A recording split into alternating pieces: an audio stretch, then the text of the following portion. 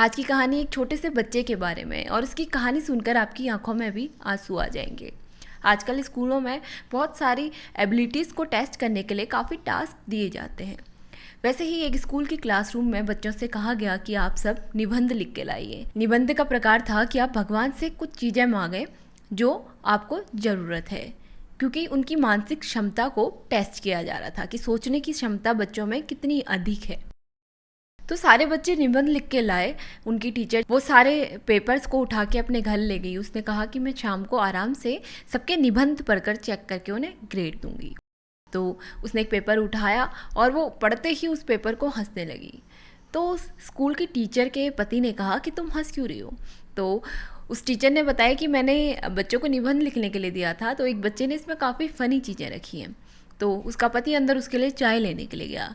इतने में ही जब वो बाहर आया तो उसने देखा कि उसकी पत्नी रो रही है। तो उसने पूछा कि अभी तो तुम हंस रही थी और अभी अभी तुम रोने लगी। तो टीचर ने पेपर उठाया और अपने पति को दिया, कहा कि तुम इसे एक बार पढ़ो।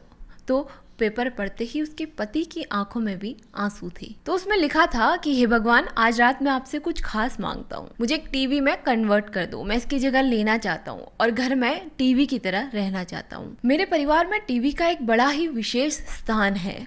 मेरे घर के सारे लोग टीवी के आसपास ही घूमते रहते हैं। मैं चाहता हूँ कि जब भी मैं बात करूँ तो मुझे गंभीरता से लिया जाए। जैसे मेरे माँ बाप टीवी में कई हर बात को बड़ी गंभीरता से लेते हैं। मैं चाहता हूँ कि मैं कुछ गलत भी बोलूँ तब भी माँ बाप मेरी बात सुने और मेरी तरफ ध्यान केंद्रित करें, मेरी बातों को सुने। उस बच्चे ने आगे लिखा था कि मैं ना अपने परिवार वालों से एक विशेष देखभाल अपने लिए मांगना चाहता हूँ। मैं चाहता हूँ कि बिना किसी रुकावट के मेरे सवालों को सुना जाए। जब मेरे पिता बहुत ज़्यादा थक कर आते हैं तब भी वो टीवी के पास बैठते हैं। अगर टीवी ख़राब भी हो जाता है तो वो उसे बनाने की कोशिश करते हैं और तब तक नहीं हटते जब तक टीवी बन के तैयार ना हो जाए। जब टीवी काम भी नहीं करता फिर भी उसे इतनी अटेंशन मिलती है, उसे इतनी देखभाल मिलती है। मैं चाहता हूँ कि मुझे भी वही देखभाल मिले, वही अटेंशन अपने माँ बाप से मिले। मैं चाहता हूँ कि मेरे दुखी होने पर, मेरे परेशान होने पर मेरे परिवार वाले भी मेरा ध्यान रखें। और मैं ये भी चाहता हूँ कि मेरे भाई बहन मेरे लिए लड़ें जैसे वो टीवी में अपने चैनलों को देखने के लिए लड़ते हैं। वो बच्चा आगे कहता है कि हे भगवान, मुझे आपसे कुछ नहीं चाहिए, बस मुझे एक टीवी की तरह बना दो।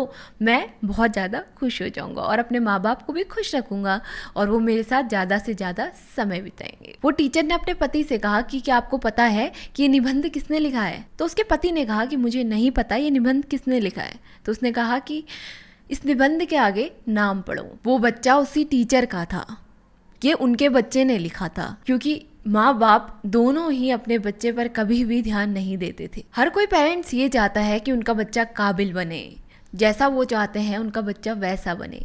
लेकिन क्या आप अपने बच्चे को समय दे पाते हैं? जितना समय आप अपने फ़ोन में या जितना समय आप टीवी में या किसी और चीज़ों में बिताते हैं, क्या उतना समय आप अपने बच्चे को दे पाते हैं?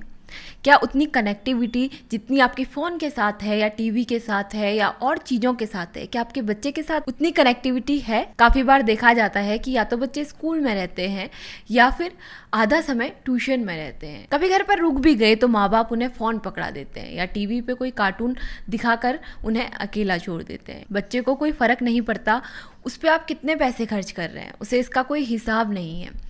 हाँ, लेकिन बच्चा आपसे समय मांगता है, आपका प्यार मांगता है। वो चाहता है कि आप उनके साथ खेलें, कुछ समय बिताएं, ताकि वो आपसे अच्छी चीज़ें सीख सके। तो गाइस, यही थी मेरी आज की छोटी सी कहानी। आपको कहानी कैसी लगी मुझे कमेंट करके ज़रूर बताइएगा। अगर आपको कहानी अच्छी लगी तो इस वीडियो को लाइक कीजिए, शेयर कीजिए। मिलते हैं आपसे अपनी अगली वीडियो में। इतनी गर्मी पड़ रही है तो चिड़ियों के लिए दाना पानी जरूर रखें।